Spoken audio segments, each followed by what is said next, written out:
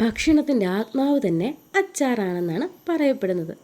അല്ലെങ്കിൽ പിന്നെ 4000 വർഷങ്ങൾക്ക് മുമ്പ് മെസ്സോപ്പൊട്ടേമിയയിലോ മറ്റു ജനിച്ച ഈ അച്ചാറുകൾ എങ്ങനെയാണ് നമ്മുടെ ഊണുമേശയിലെത്തിയത് അല്ലേ? പണ്ടെന്ന് വെച്ചാൽ വളരെ പണ്ട് ആളുകൾ ഭക്ഷണം സംരക്ഷിക്കാൻ വേണ്ടി പ്രിസർവ് ചെയ്ത് വെക്കാൻ വേണ്ടിയിട്ട് ഉപയോഗിച്ചിരുന്നതായിരുന്നു അച്ചാറുകൾ. അത് പക്ഷേ ഇന്നത്തെ പോലെയല്ല, ഉപ്പ് വെള്ളത്തിൽ ഇട്ട് വയ്ക്കുന്നതായിരുന്നു അന്നത്തെ രീതി. നമ്മുടെ ഭാരതീയ സംസ്കാരത്തിലേക്ക് വന്നപ്പോൾ നമ്മുടെ ഭക്ഷണക്രമത്തിനനുസരിച്ച് അതിന് ചെറിയ മാറ്റങ്ങൾ വന്നു. പോഷകങ്ങളുടെ കലവറയായ കറിവേപ്പില, മഞ്ഞൾപ്പൊടി, ഇഞ്ചി, വെളുത്തുള്ളി, കായം, കടുക്, ഉലുവ പോലുള്ളവ ഉപയോഗിച്ച് നമ്മൾ അച്ചാറിട്ടപ്പോൾ അതിൻ്റെ രുചിയും മാറി, നിറവും മാറി. അത്തരത്തിലൊരു അച്ചാറാണ് ഇന്ന് നമ്മളിടുന്നത്. സാധാരണ കൂടുതലായി നമ്മൾ കണ്ടുവന്നിരുന്നത് ചുമല അച്ചാറല്ലേ? ഇത് പക്ഷേ വെള്ള അച്ചാറാണ്.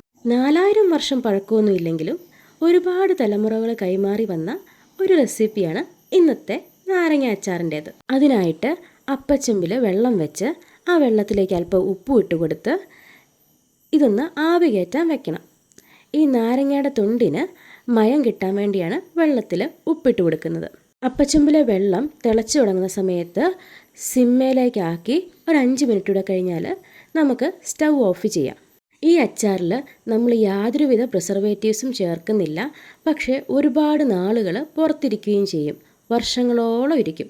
അതിനായിട്ട് ഒറ്റ കാര്യം മാത്രം നമ്മൾ ചെയ്താൽ മതി. ഇതരിയുന്ന കത്തി തൊട്ട് ഇനി അങ്ങോട്ട് ഒന്നിലും ഒരല്പം പോലും, അതായത് ഒരു തുള്ളി പോലും വെള്ളമയം ഉണ്ടാവരുത്. ഇനി നമുക്ക് ആവശ്യമായവ എന്തൊക്കെയാണെന്ന് പറയാം. 150 ഗ്രാം ഇഞ്ചി ഇതുപോലെ ചെറുതായി അരിഞ്ഞത്, അരിയാത്ത വെളുത്തുള്ളി 250 ഗ്രാം, 8 തണ്ട് കറിവേപ്പില, 200 ഗ്രാം കാന്താരിമുളക്. ഇനി ഒരു ചട്ടി ചൂടായതിനു ശേഷം അതിലേക്ക് 150 ml നല്ലെണ്ണ ഒഴിച്ച് 2 ടേബിൾ സ്പൂൺ കടുകിട്ട് അതൊന്ന് പൊട്ടിത്തുടങ്ങുമ്പോൾ 1 ടേബിൾ സ്പൂൺ ഉലുവ കൂടി ചേർത്ത് മൂത്ത് വരുന്ന സമയത്ത് അരിഞ്ഞു വെച്ച ഇഞ്ചിയിട്ട് അത് നന്നായിട്ടൊന്ന് ഇളക്കി നിറം മാറി തുടങ്ങുന്ന സമയത്ത് അരിയാതെ മുഴുവനായി വെച്ചിരിക്കുന്ന വെളുത്തുള്ളിയും ഇട്ട് പിന്നീട് കാന്താരിമുളക്, കറിവേപ്പില എന്നിവ ക്രമമനുസരിച്ച് ഇട്ട് കൊടുക്കണം.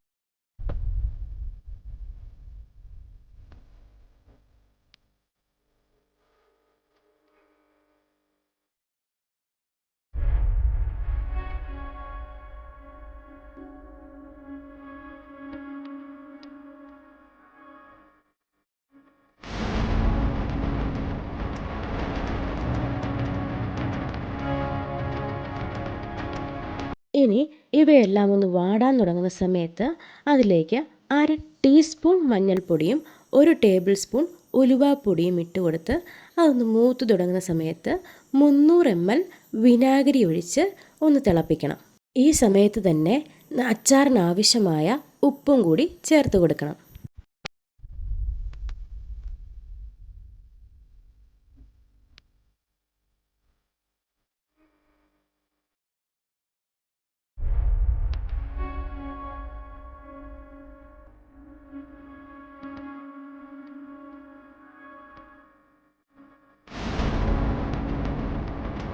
വിനാഗിരി തിളച്ച് തുടങ്ങുന്ന സമയത്ത് അരിഞ്ഞു വെച്ചിരിക്കുന്ന ഇതുപോലെ 4ആയിട്ട് അരിഞ്ഞു വെച്ചിരിക്കുന്ന നാരങ്ങ കൂടി ഇട്ട് കൊടുത്ത് നന്നായിട്ട് ഇളക്കി വീണ്ടും ഒന്ന് തിളച്ച് തുടങ്ങുന്ന സമയത്ത് സ്റ്റൗ ഓഫ് ചെയ്യാവുന്നതാണ്. ഇനി ഇതിലെ ഉപ്പും പുളിയും ഒക്കെ ഒന്ന് ബാലൻസ് ചെയ്യാൻ വേണ്ടി സ്റ്റൗ ഓഫ് ചെയ്തതിന് ശേഷം 150 ഗ്രാം പഞ്ചസാര കൂടി ചേർത്ത് കൊടുത്ത് ഒന്നുകൂടി ഇളക്കും. ഇനി ഇതിലെ ഉപ്പും പുളിയും എരിവും എല്ലാം ഒന്ന് പിടിക്കാൻ വേണ്ടി ഇതുണ്ടാക്കുന്ന ചട്ടിയിൽ തന്നെ ഒരു ദിവസത്തേക്ക് നമ്മൾ മാറ്റിവെക്കും.